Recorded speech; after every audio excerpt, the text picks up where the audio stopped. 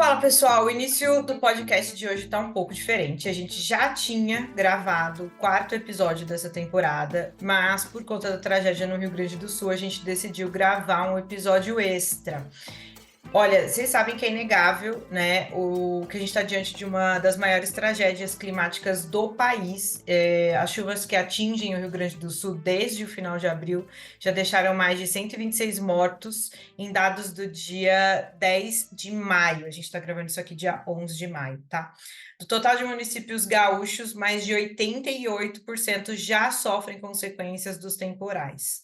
Há 151.700 clientes de concessionárias da Rio Grande, da RGE Sul, sem energia elétrica. São 315.234 de clientes sem água, de um total de 6 milhões de clientes da Corsã, Rio Grande do Sul. E ainda dezenas de municípios sem serviços de telefonia e internet das companhias TIM e Vivo, segundo a Defesa Civil. Com isso, calcula-se quase 2 milhões de pessoas afetadas diretamente pelas fortes chuvas e a previsão não é das melhores, já que os prognósticos climáticos apontam para mais chuvas nos próximos dias. De acordo com o portal Brasil de Vinhos e com informações levantadas por eles diretamente com produtores da região de Bento Gonçalves, ainda não é possível medir os danos para os produtores daquela região. Há relatos de pessoas que não desejam retomar as suas propriedades e a dificuldade de delinear até planos de retomada, né? Até para tentar entender o que está por trás de tudo isso, compreendendo de maneira mais ampla se o que estamos vivendo é algo isolado ou parte de uma crise climática que tende a se estender, a gente convidou uma pessoa especialista, né, no tema, no assunto, porque a gente trabalha com vinho, né, a gente faz muita coisa dentro do vinho, mas não somos especialistas no tema, que é Isabelle Rieger. Estou falando certo seu sobrenome, Isabelle? Tá bem certo. Jornalista em formação, ela é fotógrafa e ela escreve para o grupo de pesquisas em jornalismo ambiental da Universidade Federal do Rio Grande do Sul. Bem-vinda, Isabelle, e obrigada por ter aceitado esse convite no meio do seu trabalho, que você está cobrindo também essa catástrofe no Rio Grande do Sul. Então, bem-vinda e obrigada. Obrigada, Gurias, também. Gostei muito do que tu falou, assim, porque na verdade não é um evento isolado, né? A gente já teve no Rio Grande do Sul, em setembro do ano passado, enchentes no Vale do Taquari. E agora, de novo, as pessoas de todo o estado agora, né? Santa Maria, Porto Alegre, agora região sul, Pelotas e Rio Grande também, as pessoas estão perdendo de novo as suas casas e sendo impactadas, assim, pela crise climática. E a gente também vê que as pessoas mais impactadas são as pessoas periféricas, as pessoas não brancas, as pessoas que vivem, assim, em espaços de zona de risco. Aqui em Porto Alegre, por mais que muitas pessoas tenham perdido suas casas, a gente tem enchentes recorrentes no Morro da Cruz, que é uma região de periferia em Porto Alegre, pessoas que vivem em costas de morro também, como o pessoal da Vila Cruzeiro, ali na Zona Sul. É recorrente, assim, ó, deslizamento de terra, deslizamento de casas. Em 2017, uma casa foi arrastada pelas águas no Morro da Cruz. Então, essa não é uma situação nova, né? A gente agora está vivendo, enquanto Estado, praticamente todo mundo, assim, das classes baixas às classes altas, todo mundo está sendo afetado. Mas as mudanças climáticas, os eventos extremos causados e amplificados pela ação do homem, que é a destruição dos ecossistemas, destruição do meio ambiente, esse pensamento de que a gente tem que estar sempre produzindo, produzindo, produzindo, de tu estar fazendo um extrativismo do outro, ele acaba tornando isso muito mais impactante e causando consequências para todo mundo. A gente vem discutindo isso há muito tempo. Eu sou parte do grupo de pesquisa de jornalismo ambiental. Eu sou um pouco mais nova, mas eu tenho uma professora que está quase completando 75 anos, é a Ilza Girardi. Ela é ambientalista há pelo menos 30 anos. E ela é professora da Fabico aposentada, ela continua na Universidade Federal do Rio Grande do Sul, no departamento de jornalismo, e há 30 anos ela fala isso. A gente vem falando assim, vai piorar, as coisas estão acontecendo, a gente está no meio de uma nova era geológica, assim, que o pessoal vem debatendo, que é o conceito de antropoceno, que a gente tem visto, assim, muitas mudanças desde a última Revolução Industrial. Então, a gente está há 150 anos com mudanças muito grandes no planeta. O Pampa é um dos biomas mais destruídos e as coisas têm tornado a piorar. Esse não é um evento isolado. A gente vê, assim, que isso era muita tendência de acontecer. Isso não tinha como não acontecer. A gente que o Rio Grande do Sul, Pampa, nos biomas mais destruídos do Brasil, a gente tem muita pecuária, agricultura, a gente tem cultivo de soja, e a gente tem também uma ideia de que o meio ambiente é uma coisa que não se relaciona com a gente, né? Quando a gente não tiver essa ideia de que o meio ambiente é uma coisa integrada, que nós, seres humanos, também fazemos parte do ambiente, que a gente tem que olhar assim, numa visão transversal e integrada de que preservação ambiental, a educação ambiental, elas têm que ser eixos completamente integrados à nossa vida, a gente não vai conseguir sair disso. Quando a gente continuar favorecendo empresas, favorecendo empresas transnacionais, e quando a gente continuar não vendo assim as populações que mais sofrem com isso, né, que tem o fenômeno do racismo ambiental, que são as pessoas não brancas, as pessoas periféricas, quando a gente não tiver assim essa visão integrada do todo, a gente vai continuar sofrendo isso.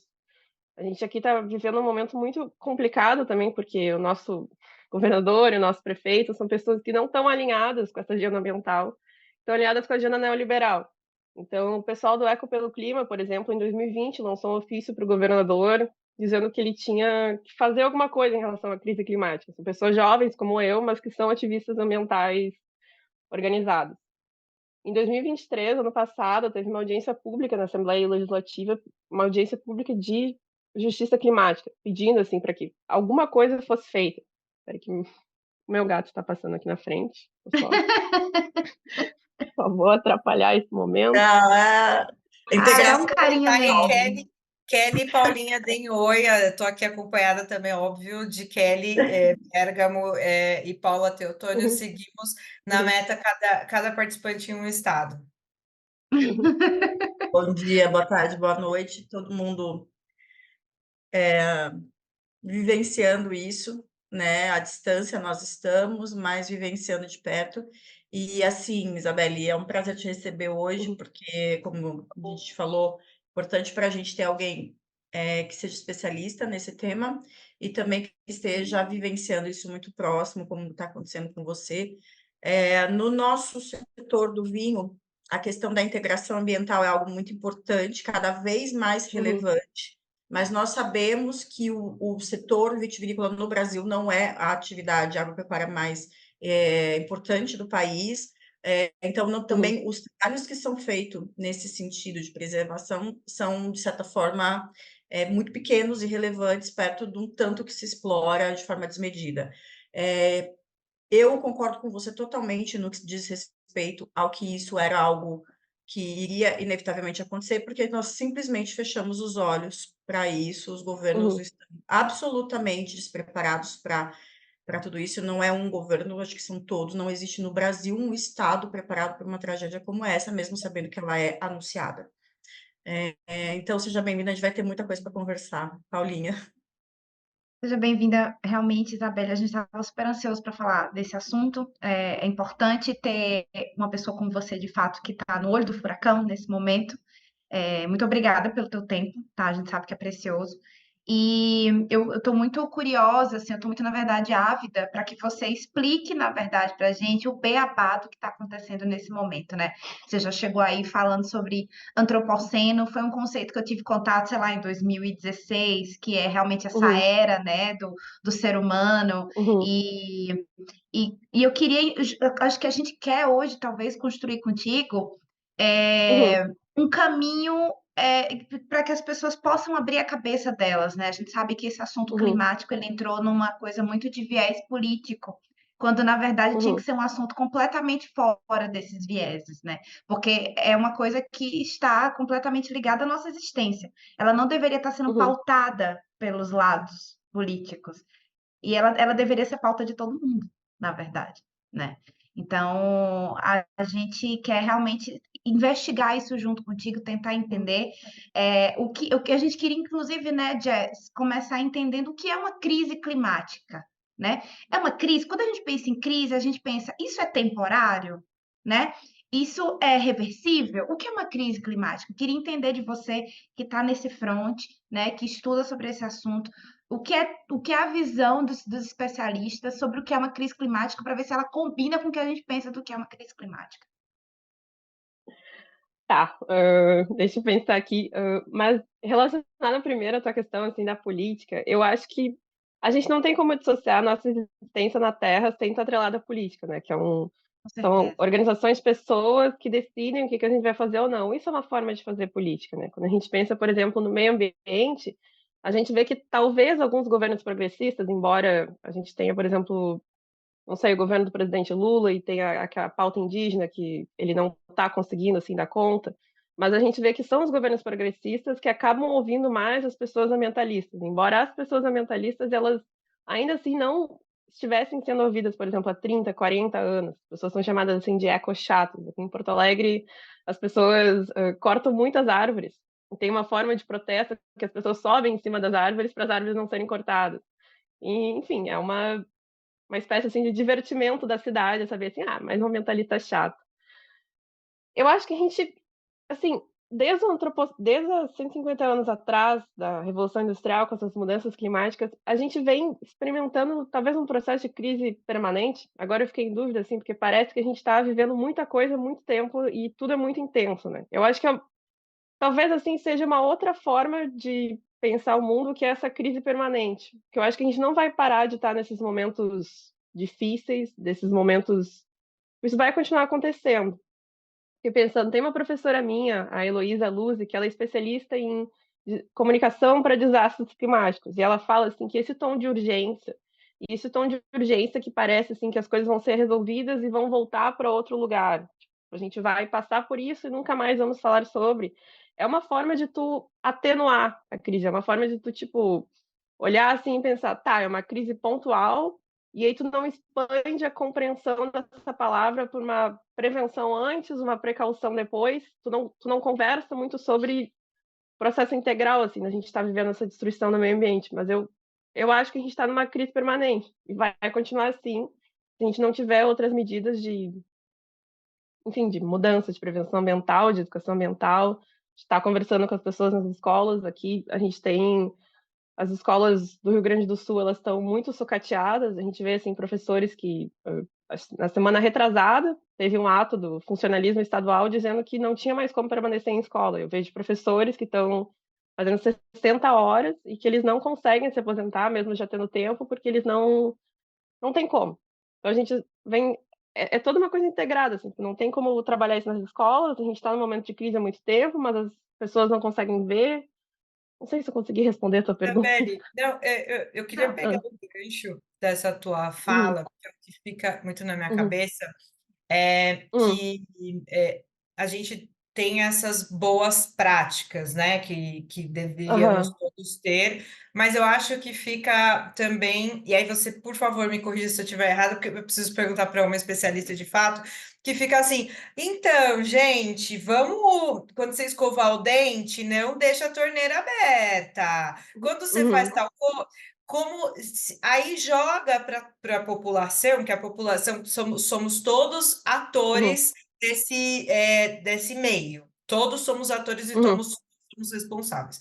Mas fica para a população, parece que no trabalho uhum, final, né? Então, assim, a população uhum, tem que se unir e fazer esforço, a população tem que desligar a torneirinha, a população não sei o quê. Tá, mas e as grandes uhum. corporações que também têm a sua imensa responsabilidade? O que que é responsabilidade? O que que seria, talvez, eu começar a desenhar, responsabilidade de quem nesse meio? Quem que cobra, quem que faz, quem desliga a torneira, o que que cada um precisa fazer? Porque parece que a gente, ó, eu tô aqui, ó, tô separando meu lixo, hein? Tô fazendo a minha parte. Mas é suficiente mesmo? Como que é isso?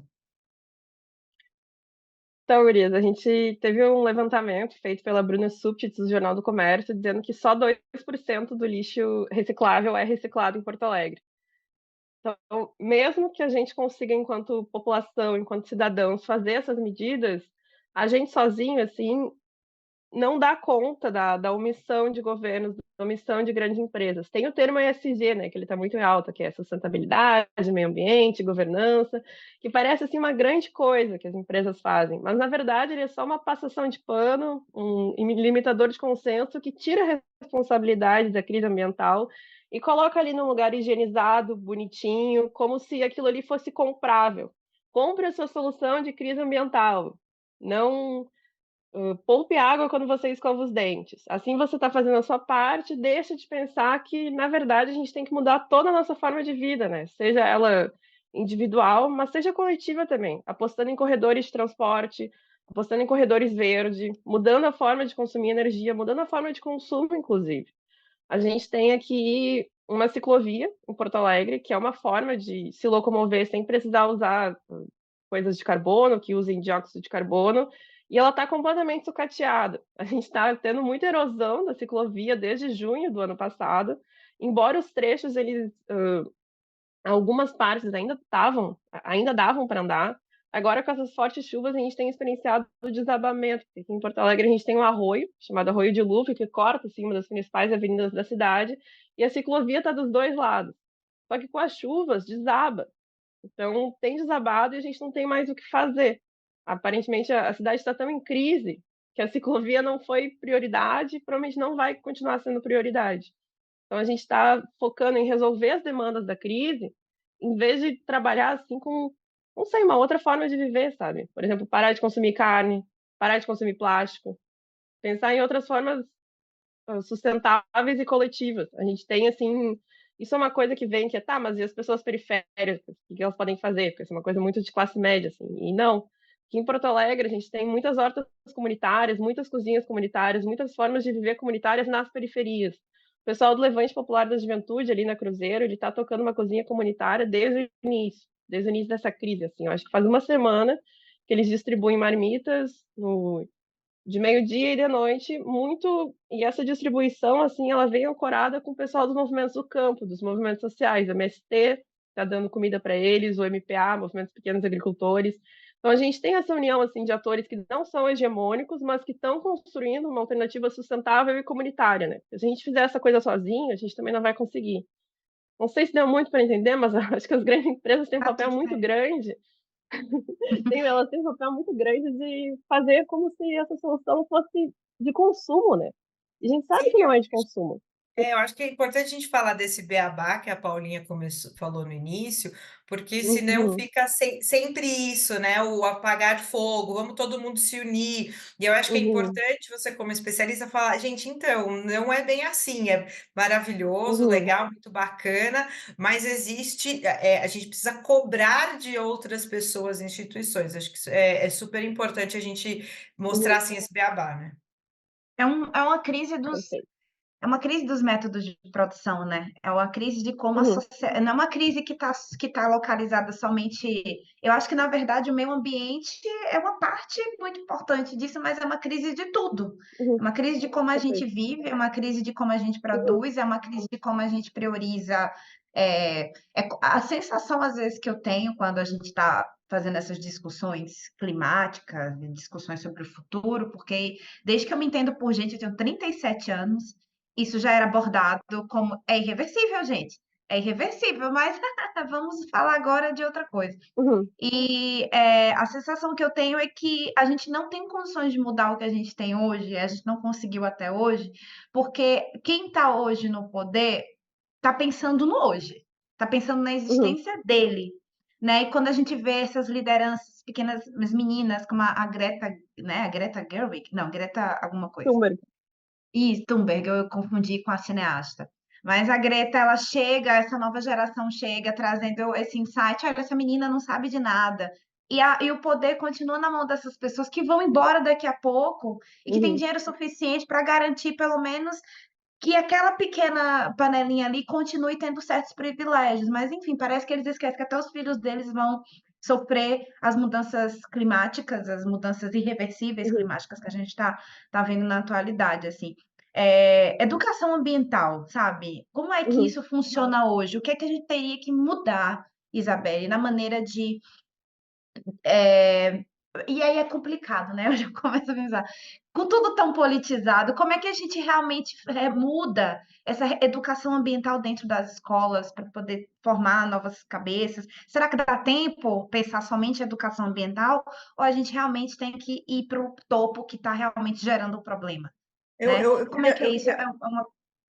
eu Não, queria pegar um hoje, gancho hoje não nessa saber que o pergunta. assunto é, você vai, Kelia, fala. Eu queria pegar um gancho nessa pergunta da Paula só. Como a gente uhum, fala sobre educação ambiental sem ser taxado como comunista, ambientalista, tonto, idiota, porque Não, sabe, você vê assim, contra o e agro, digo ninguém é contra mais, nada. como a Como, gente como pode que a gente pode fazer? Como a gente pode politizar e tá tudo bem politizar? Eu acho que tá tudo certo politizar, amo pessoas politizadas, sem discurso de ódio, porque tá tudo É, bem politizar, tá tudo bem a gente ter opiniões Uhum. políticas distintas, mas como a gente deixa o discurso de ódio de lado por um bem comum, sabe? Assim, vai, todo mundo, desculpa, tô muito empolgada. pensar em cuidar das coisas não é Uhum. pensar em destruir um setor. Eu acho que essa é Uhum. a questão. Como é uma forma, se você tem essa resposta mágica, como é uma forma de fazer isso e ser ouvido com uma amplitude maior também. Nossa, Entendi. Isabela, Eu são acho que 800 perguntas, né? Agora, assim, vral em cima de você. Mas vamos lá. pensei agora no primeiro, que é esse negócio de cuidado, né? A gente vem, assim, experienciando, pelo que eu tenho entendido também nas discussões de academia, uma falência do pensamento ocidental, branco, hétero, patriarcal, voltado para a dominação do outro, né? E à medida que a gente vem percebendo, assim, essa falência desse modelo de mundo, a gente tem achado outras formas de compreender e ver o mundo, né? Que é a forma de pensamento decolonial, por exemplo, de escuta, compreensão e transmissão e compartilhamento de ideias com as pessoas dos povos originários, com os povos ribeirinhos, porque eles não pararam desde o início, por exemplo, de ver e escutar a natureza. É o Davi Copenhague que está falando há muito tempo da queda do céu, dos xamãs assim, que se reúnem e pedem para que o céu não caia sobre as cabeças deles, e de repente a gente está vendo a queda do céu para todo mundo.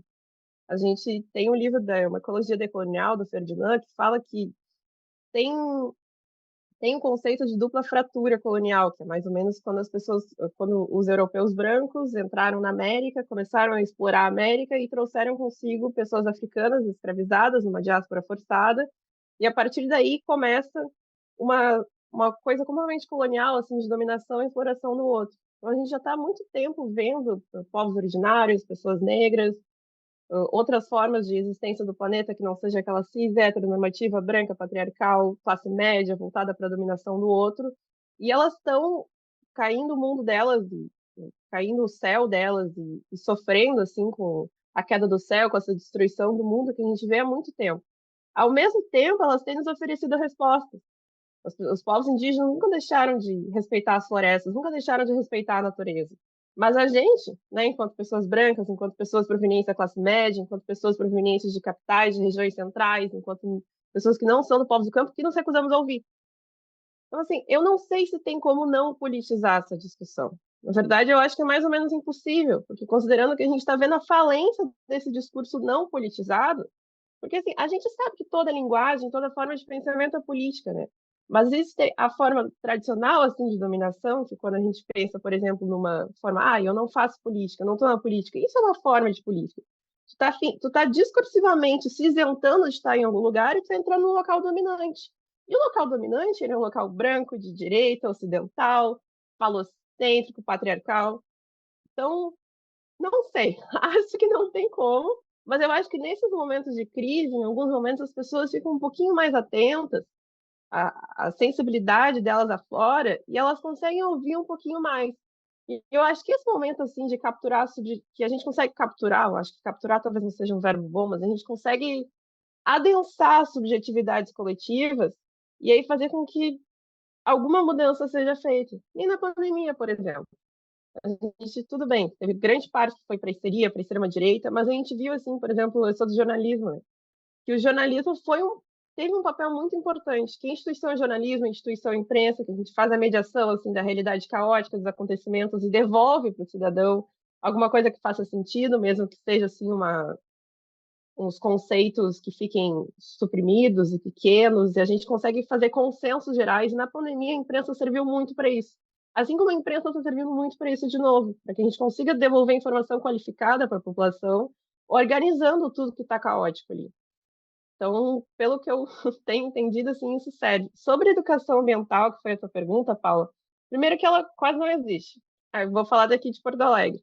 A gente tem uma tentativa de colocar a educação ambiental no currículo das escolas, lembrando assim que a gente tem a BNCC e a LDB, que é a Lei de Diretrizes e Bases, e as Bases Nacionais Curriculares Comuns para a Educação. A educação ambiental, ela faz parte disso, porque tem um entendimento assim dos governos dessa legislação que o meio ambiente ele tem que ser trabalhado de forma transversal, e agora com a lei que prevê a história do ensino dos povos indígenas e das pessoas negras, por exemplo, a lei que prevê a história dos povos afro-brasileiros, está há 20 anos, ela já completou 20 anos, e a lei que prevê a história dos povos indígenas, história, cultura e também visão de mundo dos povos indígenas, ela já existe há 10 anos.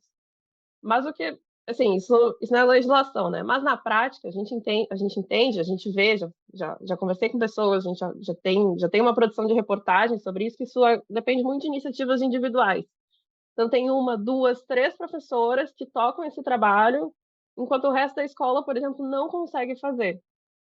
Conversei ano passado com a professora Annelise, que ela trabalha numa escola em Guaíba, uma escola indígena em Guaíba, ela é professora de história, e ela conversou muito angustiada comigo, dizendo que ela não consegue usar os livros de história oficiais do governo, porque... Ih, peraí, que tem um gato aqui de novo. Eles estão vindo para cá. Mas que ela não consegue usar eles porque eles estão cercados, assim, de exemplos e de formas preconceituosas, que ela não consegue devolver aquilo para os alunos dela. Então, ela tem que produzir o próprio material. Aqui em Porto Alegre, perto de onde eu estou, na Zona Sul, a gente tem uma professora a Cíntia Tarragô, que ela está tocando um processo de educação ambiental numa escola aqui na IPCA há 20 anos. Ela já ganhou, ela tem verba ela conseguiu um pouco de verba da prefeitura, conseguiu um pouco de verba de emenda parlamentar. Ela tem uma horta comunitária na escola, e ela também dialoga com o pessoal do refeitório para usar as comidas da horta no refeitório. Mas a gente conversou assim, ela me contou que o pessoal do refeitório, a cada um ano eles trocam. Aqui em Porto Alegre não tem mais funcionário servente concursado que atue nessas funções assim de limpeza ou de comida. Então é muito terceirizado. Esses terceirizados vão mudando a cada ano. Quanto mais a gente tem essa perda de vínculo dessa pessoa comum, por exemplo, da mulher do refeitório que está há 20 anos no colégio e sabe das condições dos alunos. Não, a gente tem uma pessoa que muda a cada ano. Então eu vejo, acho que expandi muito, assim, mas nas escolas, por exemplo, rola essa perda de vínculo. Acho que vou ter que prender ele daqui a pouco. Rola essa perda de vínculo, a gente não consegue construir. Ela tem uma dificuldade de construir, por exemplo, um entendimento comum, porque chega em abril e aí ela consegue convencer as pessoas do refeitório que não, vamos usar os materiais da horta. Isabelle, eu Uhum, percebo que a gente, bem no início da nossa conversa, a gente falou que uhum, a gente vem de uma sucessão de acontecimentos que tem atingido principalmente pessoas da periferia. É muito fácil aham, fechar os olhos para as pessoas da periferia, né? sim, Infelizmente, no nosso país. Dessa vez, a gente tem uma tragédia que atinge, como a gente falou, 2 uhum, milhões de pessoas, pessoas de diversas uhum, classes sociais. E eu acho que quem ainda estava se negando a ver a realidade, uhum, né, de que estamos, sim, agora, nesse momento, todos no mesmo barco, né, coisas que a gente jamais imaginava que pudesse acontecer, estão acontecendo com essas pessoas que, né, estavam fechando os olhos para essa questão ambiental. Eu uhum, acho que esse é o momento da gente dizer para as pessoas o que é que elas podem pedir, independente uhum, da classe social delas. O que é que elas uhum, podem cobrar em relação a mudanças, assim, sabe? Não uhum, é, já que a gente destruiu a terra arrasada, né, total, que caminho uhum, a gente pode seguir agora? O que é que a população pode uhum. realmente cobrar? Perfeito. Então, na instância municipal, por exemplo, a gente pode cobrar dos vereadores, a gente pode entender assim, se eles têm algum projeto de lei ou se eles têm algum plano permanente de trabalho com relação a essas populações atingidas ou populações periféricas. A gente pode entender se no orçamento da prefeitura, por exemplo, no plano, nas revisões do plano diretor, a gente tem algum entendimento que a cidade possa ter algum tipo de adaptação climática em relação à estrutura dela, ou se ela já teve assim algum tipo de mudança de estrutura por causa dos efeitos climáticos, a gente pode ir por aí, prefeitura, vereadores, entender se tem algum plano de adaptação climática. Eu acho que isso em instância municipal, né? Já em instância estadual, a gente tem, por exemplo, o orçamento da Defesa Civil, orçamento de órgãos ambientais, orçamento de... Isso também não, na instância municipal, claro, de Secretaria Ambiental. A gente vem experimentando em Porto Alegre, por exemplo, que a Secretaria estadual municipal do meio ambiente, agora a Secretaria do Urbanismo e da Inovação. Mas como assim inovação? O que a gente tem que fazer no meio ambiente com inovação? A gente não quer inovação. A inovação é uma coisa assim que está dentro do jargão de uso de falas neoliberais que pressupõe que o problema é individual, que o problema é sempre do outro. mas o problema é nosso. Então, eu acho que cobrar, sim, para que a gente consiga primeiro entender onde tu está posicionado, qual é, o que os prefeitos, o que o governador, o que os vereadores, o que os deputados têm feito sobre isso, para daí cobrar um plano de prevenção, um plano de prevenção de impacto. Não sei, aí não sei como funciona aí em São Paulo, por exemplo, mas eu sei que vocês tiveram muito deslizamento em Costa de Morro, né? Acho que ano passado. Mas onde é que está essa, por exemplo, assistência para os desabrigados? Assistência permanente para os desabrigados? Algum plano assim de. A gente tem visto as pessoas do Vale do Taquari em setembro de 2023. A pessoa perdeu tudo, perdeu a loja, pegou um empréstimo que estava dando do governo e agora conseguiu reconstruir a loja e agora a loja foi arrasada de novo. Perdeu sustento, perdeu cultura, perdeu casa. Ela vai contrair um empréstimo de novo? Por que a gente não pode ter um programa de redistribuição de renda aqui no Rio Grande do Sul, principalmente nas localidades mais atingidas? Porque as pessoas estão perdendo tudo. A gente está vendo um trauma assim com o Estado e as cidades vão ter que lidar por pelo menos uma geração inteira, 2 gerações inteiras. E aí? Onde é que está? Por que as empresas podem, por exemplo, ganhar um abatimento de coisas fiscais foi bom, né? Iniciativas fiscais, e a gente, enquanto cidadão, tem que pegar um empréstimo. Por que a gente está tendo que contrair dívida nesse momento? E eu acho assim, isso durante a crise, mas depois, qual a medida que vereadores fazem para o ensino de história e cultura indígena, para o ensino de história de cultura afro-brasileira? Por que os livros didáticos em São Paulo, por exemplo, agora estão sendo, ai, vocês me corrijam, tá? Mas por que acho que o secretário da Cultura, o secretário da Educação, queria que eles fossem digitais, não tivesse mais livros? E isso parece até uma sensação falsa de que vai ajudar alguma coisa no meio ambiente, mas é só mais uma precarização da educação que impede com que as nossas crianças e adolescentes aprendam o que está acontecendo e coloca eles para o lugar digital, como se essa fosse a solução, assim, digital e não o contato, a construção de comunidade. Acho que na medida é isso, é cobrar para que as secretarias não sejam fundidas, para que os órgãos de proteção ambiental não sejam extinguidos, para que a gente continue tendo espaços, para que as árvores não sejam cortadas, para que o plano diretor não permita que prédios enormes sejam construídos ou que construções que não tenham a ver com a demografia da cidade sejam feitas em prol de construtores, em prol de grandes imobiliárias. Aqui em Porto Alegre tinha uma discussão há muito tempo que o Muro da Mauá, que serve como sistema de proteção de cheias, ele fosse demolido e fosse criado 2 torres, 2 ou 3, algumas torres de muitos andares. Agora a gente sabe que essas torres estariam completamente embaixo d'água, elas poderiam até ter um risco de queda, enfim, no pior dos cenários apocalípticos, poderia até provocar um tsunami com a queda das torres, caso as fundações delas não tivessem sido feitas corretamente. E aí, por que a gente está vendo assim, essa expansão aqui em Porto Alegre da cidade desenfreada? A gente tem, por exemplo, um decrescimento da população. A gente tem cobrado essas medidas, mas é estar em contato não somente com os órgãos do meio ambiente, mas com a da educação, com o do urbanismo, para criar medidas sustentáveis de cidade. Kelinha, vai lá, você quer perguntar? Depois do que aconteceu no Vale do Taquari, você que está aí no Rio Grande do Sul, você viu algum tipo de medida educacional a respeito disso para a população acontecendo, ou isso também foi momentâneo e não se falou mais nisso? Porque uma coisa que eu vi a respeito foi uma ambientalista também falando que nós vamos ter cada vez mais episódios como esses e que nós também temos que educar a população sobre como agir no momento da crise. Como se faz, por exemplo, como inicia um tremor no Japão, uma criança sabe como ela deve fazer para se proteger. E o que a gente vê é que grande parte da perda que acontece humana é muito por conta das pessoas não entenderem o que está acontecendo, não saberem como agir naquele momento. Eu queria saber se naquele episódio já aconteceu algum tipo de trabalho nesse sentido e se você vê isso como relevante também a partir de agora. Olha, considerando que as cidades do Vale do Taquari estão sendo arrasadas de novo, eu acho que a gente tem essa resposta, né? Não foi feito. Aqui em Porto Alegre, a gente poderia ter feito também alguma espécie de proteção, e não foi feito. Tanto que a gente está vendo de novo a destruição do Estado, mas a destruição assim, do Estado do Rio Grande do Sul quase como inteiro, e uma falta de entendimento do governo que ele tem um papel de Estado e que ele pode agir. Mas como os nossos governantes eles têm, principalmente o Eduardo Leite, o Sebastião Melo, caso alguém queira citar esses nomes, que tem uma visão do Estado mínimo, a gente não consegue. Eu sinto assim que eles não conseguem ver a dimensão que o trabalho deles poderia ter em prevenção. Porque se a gente consegue pensar em Estado mínimo, então o Estado mínimo ele está ligado com as empresas. E as empresas não estão pensando no bem-estar da população, elas estão pensando no lucro. Bem-estar da população é secundário. Bem-estar dos seus trabalhadores é secundário. Primeiro é a produção, segundo é a vida. Então a gente não teve nenhuma medida assim significativa, tanto que isso está acontecendo pela segunda vez em menos de um ano.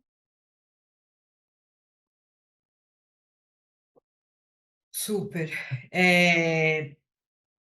Isa, a gente tinha separado aqui algumas perguntas pensando nesse beabá, né, que a gente está Uhum, tentando construir aqui para o pessoal que está ouvindo esse podcast. Na semana passada, eu vi um post de uma pessoa falando sobre uma região que estava muito fria, né? Aí uhum. acho que essa pessoa comentou assim, tá, mas e aí? Cadê o aquecimento global aqui? Né? E, e aí eu queria que você explicasse um pouco sobre esse impacto, né? Porque temperaturas frias extremas elas estão relacionadas, né, ao aquecimento global. Explica um pouco para as pessoas, até para a gente disseminar um pouco desse conhecimento, por favor. Claro, já lembrando aqui que eu não sou bióloga, então eu vou dar uma explicação que também me falam Não, há muito super, tempo, com que é certeza. tá, que geralmente quando a gente pede para as pessoas de fontes, assim, pesquisadores nos falarem enquanto jornalistas, eu peço sempre: "Me explica como se eu tivesse 8 anos". Aí a pessoa dá um exemplo mais didático, assim. Mas é como se esses efeitos extremos, né, esse aquecimento global, o aumento da camada de ozônio, ele aumenta a temperatura do planeta, mas também faz com que as temperaturas baixas fiquem ainda mais baixas. Então a gente tem uma ampliação, acho que uma amplitude muito maior. Por exemplo, aqui em Porto Alegre, a gente é conhecido por ter 4 estações do ano num dia só. Mas agora eu acho que a gente tem 4 estações do ano, 3 vezes por dia. A variação fica muito mais louca. Lugares quentes ficam muito mais quentes e os invernos ficam muito mais frios. Aí a gente tem uma perda de qualidade de vida ainda maior. A gente pensa, por exemplo, no deserto do Saara, né? Lá não tem vegetação.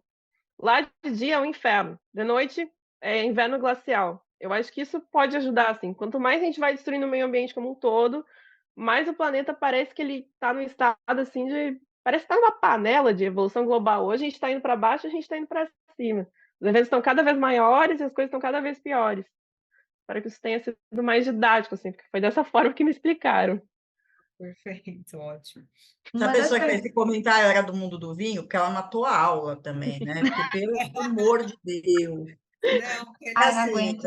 eu acho que posição política e negacionismo vai até um limite aceitável de burrice, porque não dá, né? A gente está aqui dentro do air fryer e a gente vê ciclos mudando dentro de quem trabalha com vinho. A gente, Isabela, a gente vê a Uhum, preocupação que se existe com uhum, isso, mas como eu te falei, especialmente no Brasil, que não é uma uhum, atividade prioritária, a gente sabe que o que se faz dentro dessa conscientização que existe, que também não é uhum, 100%, mas ela é muito pequena perto do que a gente poderia fazer como um país essencialmente agrícola, né? uhum, Então, isso tudo é muito complicado. Aliás, eu acho que uma das maiores problemáticas de tudo isso é que nós vamos passar fome. Isso é fato. Se essas uhum, condições continuarem acontecendo, nós não vamos realmente sobreviver como sobrevivemos hoje, vamos ter que achar outras alternativas, porque nós não vamos ter adaptações suficientes, porque, enfim, tem N coisas. uhum, E achei interessante essa questão que você falou. Às vezes a gente tem que explicar como se tivesse 8 anos para as pessoas, porque uma coisa que também a gente vê muito é que acontece em episódios. Então, por exemplo, a última enchente, acho que foi em 1941, né? Alguma coisa assim. 41, em maio, nessas É, mesmas datas de já maio. aconteceu lá atrás, então não é algo que acontece agora. A gente não tem noção exatamente do que foi a motivação daquilo, como era o contexto, mas sem dúvida a gente passa por uma mudança de ciclo importante nesse momento. Por isso Uhum, que eu acho que existe a educação pré-ambiental para a gente evitar a perpetuação dessa condição, e existe o uhum, pós. Como lidar quando isso acontece, que é algo que a gente falha miseravelmente. uhum. Quando você fala de vinho, inclusive, pelo que eu consigo entender, as grandes cooperativas, em contraposição às empresas familiares, às cooperativas familiares, às vinícolas, assim, que são que tem uma associação que não é de grandes empresas, imagino que elas vão sofrer muito mais, né, do que aquelas empresas, por exemplo, que têm aqueles nomes renomados no mercado. Então, a produção dessas grandes empresas de vinho, de uva, que vão conseguir engarrafar, que vão conseguir contratar empregados, vão conseguir contratar funcionários, vai ser muito mais fácil a recuperação delas do que aquele pequeno produtor, aquele produtor que está numa cooperativa, aquele produtor que perdeu tudo, que está vendo o vizinho perdendo tudo, mas ele é o gestor do próprio negócio. Ele engarrafa, ele tem a filha, os filhos, ele tem primos, toda a família dele E, ali está na verdade, esse mobilizado. pequeno, muitas vezes ele não tem a estrutura própria, mas ele fornece, a Exatamente. subsistência dele vem do Aham, fornecimento do produto agrícola in natura para. aham, Então, é a nossa grande preocupação hoje, embora a gente aham, não tenha um panorama ainda de qual foi a destruição no mercado do vinho, uhum, da produção de vinho, mas a gente sabe o quanto isso aham, vai refletir, inclusive nos empregos que o negócio de vinho gera para a região da Serra, especialmente, que vão perfeito. de hotelaria, envolvendo o Uhum, enoturismo em geral, né? Isso tem pois é, qual vai um ser. desdobramento terrível, Isabelle, porque eu acho que a gente que está dentro do mundo vinho, a gente sabe que existe até um êxodo mesmo, né? É muito difícil manter os jovens no campo, né? Eu tive Uhum, contato com alguns produtores cuja família está desde 1970 produzindo uvas e fornecendo uvas para essas grandes empresas. E aí a gente fica imaginando, né, a dificuldade que foi manter todas essas gerações nesse processo, né? uhum, Se já tinha um problema, às vezes, por exemplo, de não ser bem pago, aí, enfim, uhum, manter essas populações no campo já era muito difícil. Agora, com terra arrasada, né, e sem perspectiva de como isso vai mudar, e se é uma mudança, por exemplo, vamos conseguir financiamento para poder replantar nossos vinhedos, mas esses vinhedos vão ficar sanos até quando, né?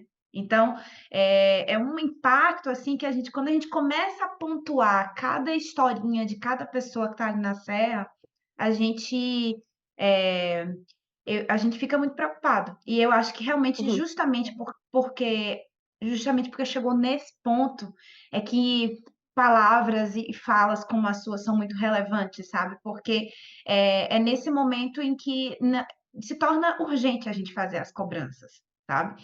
E ao mesmo tempo em que a gente está falando aqui sobre. É porque a gente precisa também educar não só a criança, mas o adulto, né? A gente está vendo pessoas falando uhum. em aquecimento global, mas faz frio aqui, né? E tem essa outra questão também de que a gente precisa,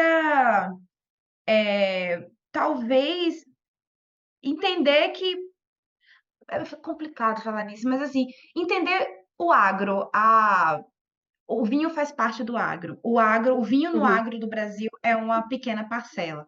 Mas a gente uhum, precisa também fazer com que o agro, né, se ajuste a algumas coisas, né? A gente não pode pensar, não, uhum. mas é o motor da sociedade. A gente precisa também,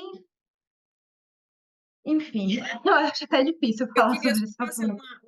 um parênteses no que você falou, Paulinha, sobre, putz, essa terra arrasada, né? E essas pessoas, putz, será que elas ficam, não ficam? E antes de tudo isso acontecer, eu descobri esse ano o termo refugiado climático, que eu não conhecia até Sim. 2024, até 2 meses atrás, eu não conhecia esse termo e eu fiquei chocada, porque já, não só no Brasil, né, obviamente, mas em outros países, já existem os refugiados climáticos, justamente pessoas que não conseguem mais ficar nas suas terras originárias por diferentes motivos. Se está muito calor, se está muito frio, se está muito vento, se foi, sim, por diferentes motivos. A gente já vive a era dos refugiados climáticos e eu achei isso bem, bem tenso, mas é só para abrir um É. parênteses nessa fala que a Não, Paulinha. refugiados climáticos, por exemplo, da Caatinga, que saíram atrás de outras condições de vida.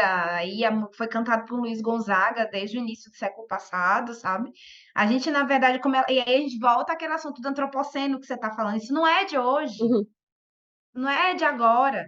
Desde do impacto da Revolução Industrial, a emissão de carbono, a gente pensar o Brasil, gente, país do agro, não tem nada a ver. Como assim? Aquecimento global. Gente, e a emissão de carbono dessa criação de gado absurda que a gente tem, né? uhum. Enfim, são muitas coisas. E eu queria parar de falar, eu queria escutar mais a Isabel.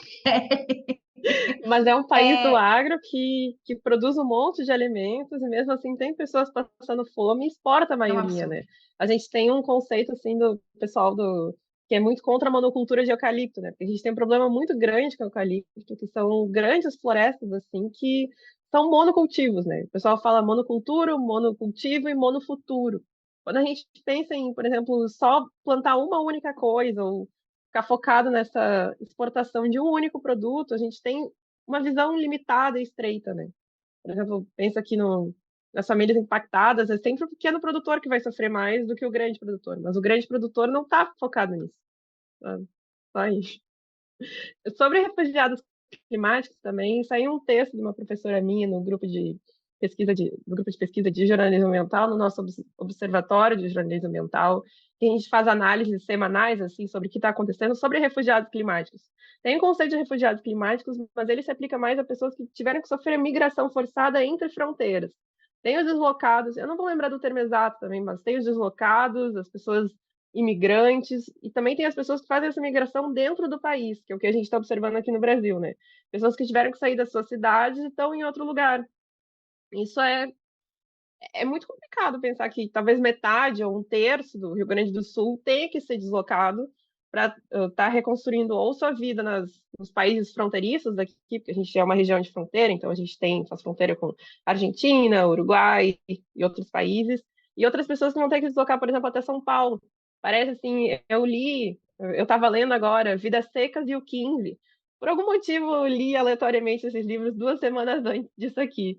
E é muito difícil pensar assim que há 100 anos atrás, por exemplo, a gente tinha uma grande onda de pessoas nordestinas que estavam saindo das suas casas pelas secas, e agora a gente tem uma grande onda de gaúchos que estão saindo das suas casas pela água, né? Então me parece assim uma comparação muito muito triste, mas a gente já vê esses refugiados, imigrantes, deslocados climáticos há muito tempo. A gente teve a seca, a gente agora tem as enchentes. Não é novo, né? É extremo, né? Extremo. Verdade, Isabelle. Extremo e Isabelle, Exato. terminando. difícil manter qualquer tipo de cultura agrícola e fica difícil de manter a sanidade mental e fica Uhum, difícil de manter a qualidade de vida das pessoas, isso é fato. uhum, Verdade. Não, é bom, excelente ponto, assim, a gente sempre teve, a gente só não usava esse termo, né? A gente chamava, fazia outra uhum, coisa, tá certo. Uhum. E, Isabelle, caminhando aqui para a gente encerrar, temos mais duas uhum. perguntas. Uma delas é, você que está aí, e para quem está ouvindo esse podcast, como as pessoas podem ajudar? Outra coisa que eu vi muito era assim, então, não sei, porque não é sério, não vou mandar Pix, não vou ajudar. Aí eu falei, gente, pelo amor de Jesus, para achar putaria, para mandar fake news, o povo tem tempo. Para buscar lugares sérios para ajudar, ninguém tem nesse caralho. Então, assim, como que as pessoas podem ajudar? O que você está vendo aí, que a gente sabe que a situação é muito pior do que está sendo veiculada, como as pessoas podem de fato ajudar? Perfeito. Acho que no primeiro momento vocês podem consumir notícias de portais confiáveis. A gente tem aqui uma grande produção de jornalismo independente no Rio Grande do Sul, no qual eu sou integrada em uma das redações. A gente tem o Sul 21, a gente tem o Nonada Jornalismo, que é um veículo de cultura, a gente tem o Matinal Jornalismo aqui em Porto Alegre, tem também o Agora no Rio Grande do Sul. A gente tem também uma cobertura que está sendo feita com excelência pelos colegas da imprensa tradicional, também o pessoal da Zero Hora, o pessoal da Gaúcha, o pessoal do Correio do Povo, o pessoal da Band. A gente tem grandes fontes de informações que estão sendo produzidas aqui. Ao mesmo tempo, o Mandapix sim é uma ajuda. Se vocês conhecem, por exemplo, algum amigo gaúcho que tenha perdido as coisas, que conheça alguém, pergunta para esse amigo, né? Pô, você está precisando de alguma coisa? Posso te ajudar? Não estou aqui presencialmente, mas eu posso te ajudar com dinheiro? Posso te ajudar com doação de água pelos correios? Tá sendo mobilizado um esforço muito grande pela própria população também. Então, mas ao mesmo tempo tem vários institutos e organizações que estão precisando dessa ajuda, né? O MST está fazendo uma campanha de arrecadação. A gente também tem a Associação dos Moradores da Ilha do Pavão, que é uma das ilhas daqui de Porto Alegre que foi afundada. A gente tem aqui, para contextualizar, a região das ilhas, que é onde teve também aquele documentário da Ilha das Flores, do Jorge Furtado, e essas regiões estão embaixo d'água. As pessoas não têm como voltar para lá, o pessoal está sendo resgatado há 1 semana e meia. Então, tem grandes associações de bairro, outras associações. Tem o coletivo Preta Velha também, que é tocado pelo mandato da deputada estadual Bruna Rodrigues, e ele também está recebendo doações, também está sendo um ponto de coleta. Vocês aí também podem enviar água pelos correios. A gente está com um problema de falta d'água muito grande, que é uma coisa muito irônica também, né? Porque a gente está sendo afundado pela água e a gente não tem água potável. O Guaíba, ele está recebendo todos os dejetos do rio Taquari, do Minas. Ele é basicamente assim eu não vou usar os termos certos, mas ele é uma bacia que recebe a água dos rios, e os rios estão sujos, os rios estão levando as coisas das casas junto. E agora a gente está vendo esse rio escoar ali para o pessoal de Pelotas, Rio Grande. Então toda a nossa produção de água também está sendo impactada. A gente está com muita falta d'água na cidade, mas em outras regiões também. O pessoal está precisando de comida. A gente, provavelmente, os refugiados vão precisar de comida de forma permanente, né? A gente tem elite de comparação de 15 dias para cá. Canoas é uma cidade que é cortada pela linha do trem. A gente tem um trem metropolitano chamado Trem Zurb, e de um lado a região mais rica, do outro lado a região mais pobre. O lado pobre, quase afundado. A gente vê assim algumas casinhas, enquanto o lado mais rico está um pouquinho mais para frente. Matias Velho, um bairro de Canoas, segundo bairro mais populoso, um bairro periférico, ele está completamente alagado. Então, Pix, água pelos correios, conversar com os amigos gaúchos, entender se eles precisam de alguma coisa, consumir fontes de informação produzidas pela gente aqui, né? Sim. E a gente eu tenho muito orgulho, assim, do pessoal do jornalismo que está nessa cobertura permanente, porque a gente está tendo que lidar, a gente está tendo que fazer essa mediação dos fatos, ao mesmo tempo que a gente está sofrendo com os impactos daqui. E eu acho que isso é muito poderoso também, assim, dá uma potência muito forte do papel, assim, da imprensa. E para encerrar, Isabelle, existe alguma coisa que a gente não abordou aqui, que você fala, gente, ninguém está olhando para isso, vocês também não nos perguntaram, mas assim, existe alguma coisa que às vezes não é óbvia para a gente, que é muito óbvio para você, assim, e a gente nos ilumine. Nossa, gurias, eu acho que vocês tocaram muito no ponto de educação ambiental, mas eu acho que falta muito disso também na própria graduação, né, no ensino superior. Só um ponto assim, que eu queria tocar, a gente tem uma disciplina de jornalismo ambiental, que é uma disciplina eletiva. Nosso grupo de pesquisa de jornalismo ambiental, ele é pioneiro no Brasil e ele surgiu em 2008. A gente tem aqui, eu acho que 15, não sei quantos anos, 15, 16 anos, eu sou meio ruim de matemática, mas a gente está aqui há 16 anos, por exemplo, fazendo análise de jornalismo ambiental e a gente é pioneiro. Então, eu acho assim, que falta ainda um pouco no ensino superior também ter essa dimensão de que, como é que a gente está formando profissionais que vão atuar tanto na academia, mas quanto na produção de conhecimento, né, que é para isso que servem as universidades. E a gente entende assim que, por exemplo, na Universidade Federal do Rio Grande do Sul tem muitas iniciativas de alunos e professores de pesquisas que estão ajudando, de certa forma, a conter essa crise. Mas a gente vê, por exemplo, diminuição de bolsa de pesquisa. A gente está vendo assim esse negócio do CNPq, dessas agências de fomento, de importar doutores de fora, fazer um estágio de 60 meses aqui com um salário maior do que um professor universitário. Mas a gente entende que as próprias universidades, elas são um centro de resistência, de produção de conhecimento que vai nos servir para agora, é claro, mas para depois, para a gente conseguir reconstruir e construir um novo futuro comum. Então, talvez assim, não sei, estou pensando muito na produção de conhecimento, né? A gente está vendo esse sucateamento da educação e no próprio ensino superior a gente está vendo mais uma vez, tanto pelo conservadorismo que vem, mas também pela falta de estrutura, né? As universidades federais estão sucateadas. A gente vê o pessoal aí de São Paulo estava em greve por conta das condições assim para negociar com a reitoria e agora eles estão acampados pela Palestina e eu tenho visto uns comentários muito engraçados dizendo que eles não poderiam estar acampados por causa da Palestina porque está acontecendo enchentes no Rio Grande do Sul, sendo que essa é literalmente quase a mesma causa. Assim, a gente tem tanto refugiados da Palestina, a gente inclusive está vendo um monte de água sendo compartilhada, um monte de doação dos palestinos aqui no Rio Grande do Sul, porque a gente entende que essa solidariedade entre povos ela é comum. Então, mais ou menos isso. Como é que a gente vai conseguir ir para frente se o ensino superior está sendo sucateado? Como é que a gente vai conseguir avançar nessa construção se a gente não consegue nem garantir o ingresso, a permanência e a formação desses alunos? Isabelle, muito obrigada. A gente tem aqui, todo final de podcast, a gente coloca uma palavrinha para ver se as pessoas ouvem mesmo, e aí a gente pede para as pessoas repetirem essa palavrinha para a gente nas redes sociais. A palavrinha só pode Aham. ser ajude o RS, não tem outra coisa que a gente possa terminar para falar esse podcast aqui, então nem precisa vir, só vai lá ajudar, tá, gente? Não precisa vir falar com a gente, não. Muito obrigada, Isabelle, pelo seu tempo, por todo o seu conteúdo, foi muito, muito, muito, muito legal. Muito bom. E estamos aqui, o podcast, a Única, que é o projeto, está sempre aberto se você quiser falar alguma coisa, tá bom? Gurias, muito obrigada pelo espaço. Assim, para mim também é muito, muito importante estar aqui e construir esse caminho assim, com vocês. Obrigada. Agradecemos Kelly, muito, obrigada muito, mesmo. muito mesmo. Olha, eu quero inclusive convocar você a ajudar a gente a fazer o post, né, Kelly, para a gente, Única e Isabelle, a gente, nós quatro aqui, para a gente justamente pontuar essas coisas e a gente fazer esse conteúdo reverberar não apenas no podcast, mas também através das nossas redes sociais. Eu me coloco à disposição, tá? Para o que você precisar e vamos aumentar essa corrente. E eu estou muito feliz de eu ter podido e de a gente ter podido conversar com você hoje. Muito obrigada. Obrigada, Gurias. Obrigada, Isabelle. Obrigada. Continue firme, conte com a gente, porque nós pensamos também que educar é o futuro, é a necessidade necessária, por isso que a gente tem esse projeto também, onde a gente discute temas que muitas vezes passam batido na vida de muita gente e que nos ajudam a ter boas práticas, seja na nossa vida pessoal, na nossa vida profissional. Teu cachorro, que não é meu, é do vizinho, que tá atacado.